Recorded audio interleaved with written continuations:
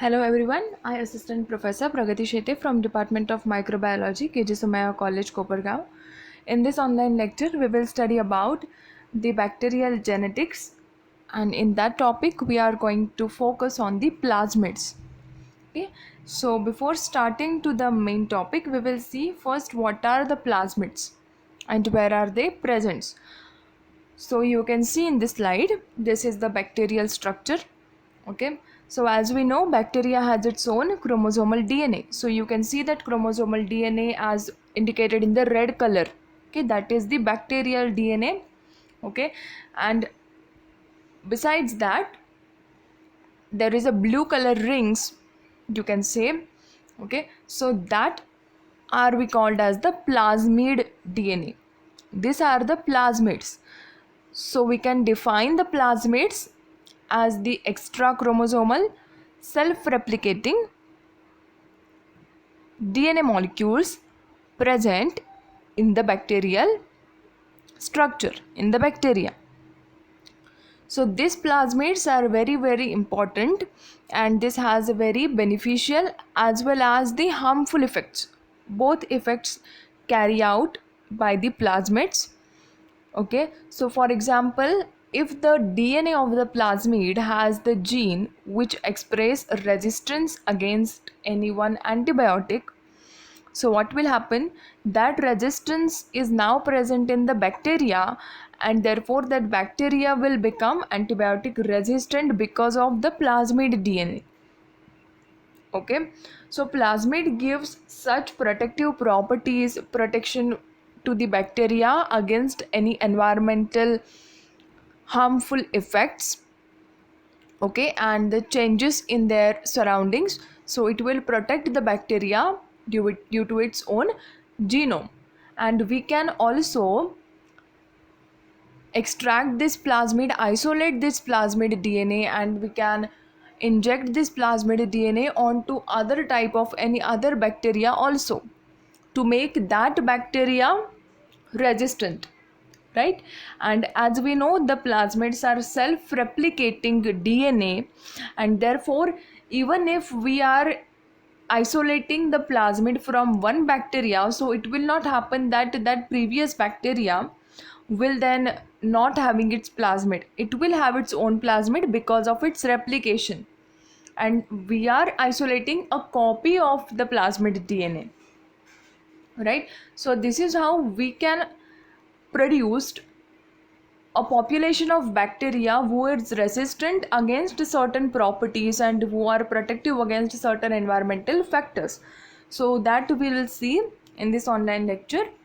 Okay, so now, as I mentioned, what are the plasmids? So the plasmids are the autonomously replicating circular fragment present in the DNA is called as the plasmid.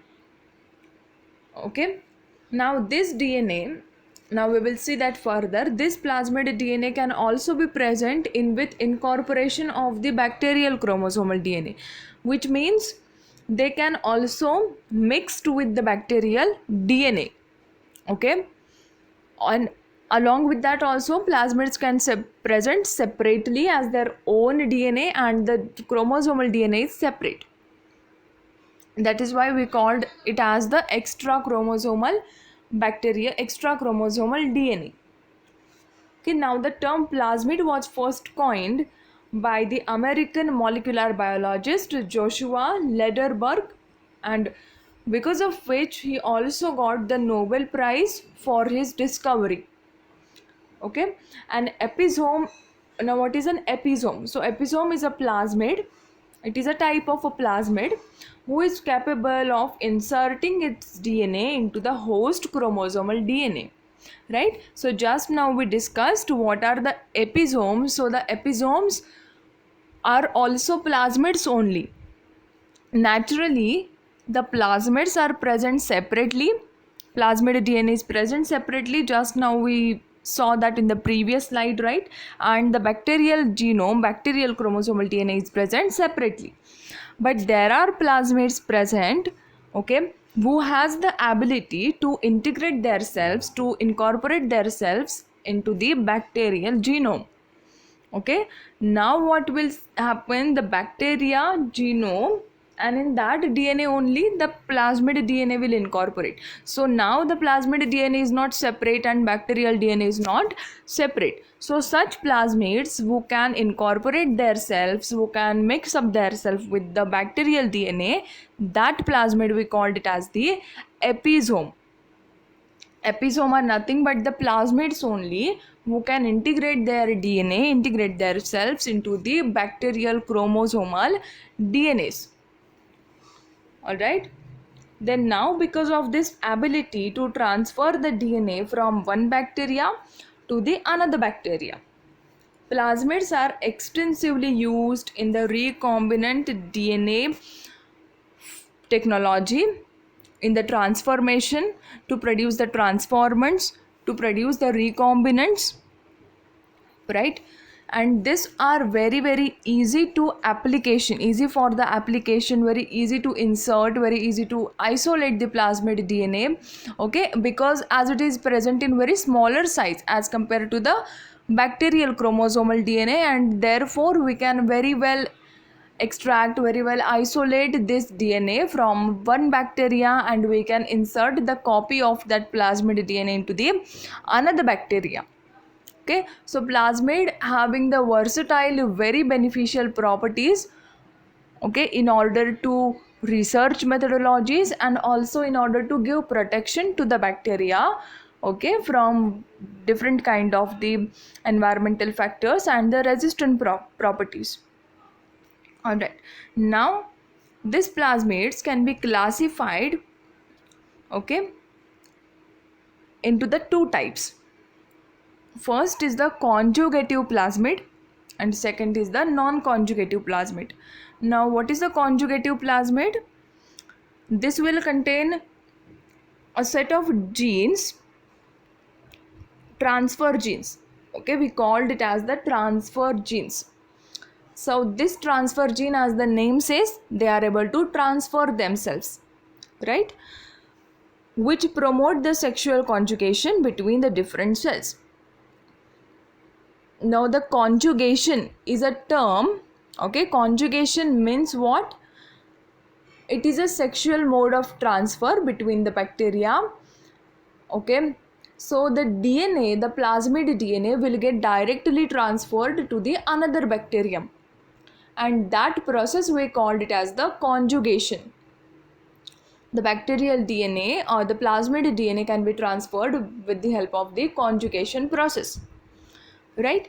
Now this we called conjugative plasmid. The plasmid who can carry out conjugation, we called it as the conjugative plasmid, okay. And this conjugative plasmids has the tra genes or the transfer genes. Now you can listen carefully that genes are present in the DNA of the plasmid, okay. That we calling it as the transfer genes or the tra genes. These transfer genes, these tra genes can be transferred from one bacteria into the another bacteria by the direct contact with each other in the process called as the conjugation, and therefore we are calling these plasmids as the conjugative plasmids, okay. And the second type is the non-conjugative plasmid. It is the opposite of that, okay. So the conjugative plasmids are able to transfer its gene and the non-conjugative are not able to transfer its gene, right, by the conjugation. Therefore we are calling it as the non-conjugative plasmid. Although there are various methods available, there are three types available for bacterial transfer. So this non-conjugative plasmid can be transferred by the another ways. Which are those ways? By either the transformation or the transduction, okay. Then an intermediate class of plasmids are called as the mobilizable plasmid. They promote their conjugation by a helper plasmid. This is one another type, okay. This is a not very common type. These are called as the mobilizable plasmid. Now we know the mobility, right, which means to movement, ability to move. So they mobilize, they promote their conjugation by the helper plasmid. They take the help of another plasmid for its own transfer. Okay. The important both types are conjugative and the non-conjugative plasmids. Conjugative ones can transfer their genes with the conjugation process. Non-conjugative, they are not able to transfer its genes with the help of the conjugation process. Right? Now we will see the types of the plasmids. Okay. Now based on the plasmid functions, they can be classified into the 5 types. These are very interesting, very important types of the plasmids. Okay. Now first is the F plasmids, or we can call it as the fertility factor. Right. Now as we know, what are the fertility factors? The fertility means to reproduce, right? To reproduce by sexual transfer, that we called as the fertility. The plasmids that contain the transfer genes. Right, now we discussed. So the F factor or the fertility factor plasmid will come under the category of conjugative plasmid. Why conjugative? Because as I discussed, the conjugative plasmids are able to transfer its genome by sexual mode of transfer. So they must have the fertility factors, then only they are able to transfer its genes via the conjugation, right? So therefore F plasmid will contain the tragenes, which is responsible for conjugation in the expression of the sex pili. Through the sex pili, they will transfer its genes. Okay. F plasmids are actively involved in the bacterial conjugation, and hence they are called as the conjugation factors. These are very, very important terms. These are very important factor, F factor especially, because this has been extensively used in the research purposes, in the laboratory use. Okay.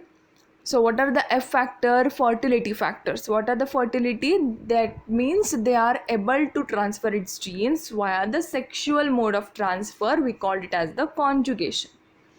Okay. Now the next one is the R plasmid. What are R plasmid? These are resistance factor plasmid. So this plasmid will contain any gene which provide the resistance against the antibiotic to that bacteria, right?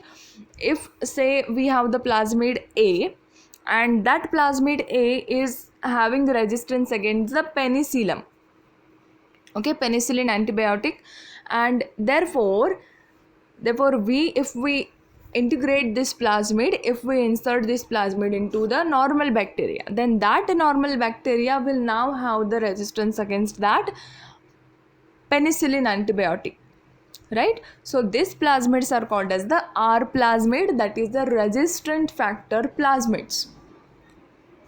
Okay. Third one is the Col plasmid. What is the Col plasmid? We know the E. coli, right? So that is very related to this type. E. coli, that is the cholecinogenic factors. Col plasmid will contain a gene which produce bacterial toxins, and especially the colicins, which means col toxins. Okay.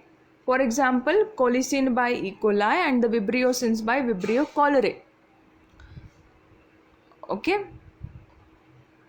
So why colicins? Because they are produced by E. coli, and as you know, vibriosins, which means they are produced by Vibrio. Okay. So this are having the Col plasmid. This plasmid will produce the toxins, bacteriocins. So this we can use to kill harmful bacteria. One bacteria to kill another bacteria. Okay. Fourth one is the metabolic or degradative plasmids. What are metabolic plasmid? They will contain a gene which produce the metabolic enzymes. Easy. Metabolic plasmid will contain metabolic enzymes, right?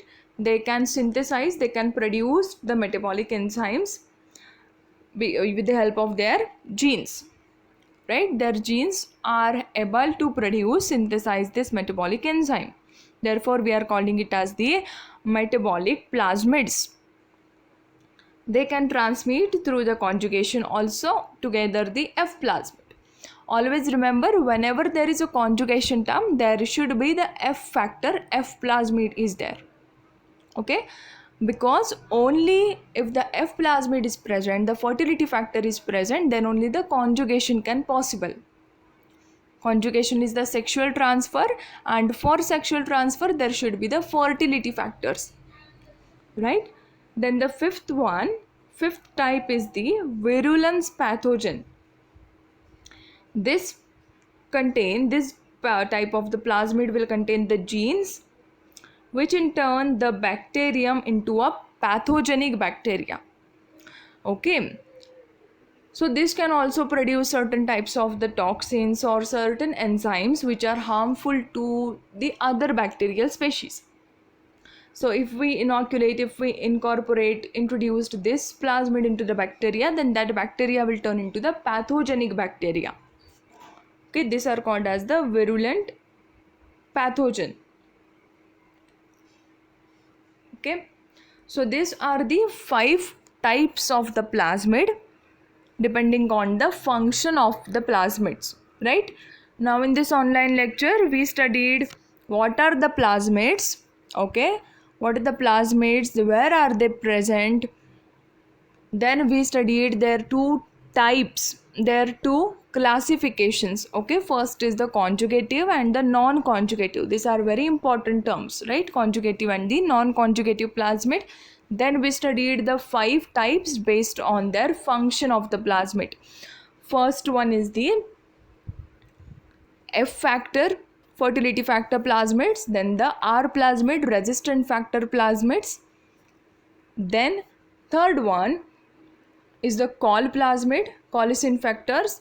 Fourth one is the metabolic plasmid, or we can say degradative plasmids, and the fifth one is the virulence pathogen plasmids that will convert normal bacteria to the pathogenic bacteria, right? I hope you understood this online lecture. If you have any doubt regarding this, then please ask in the comment section. Thank you for watching.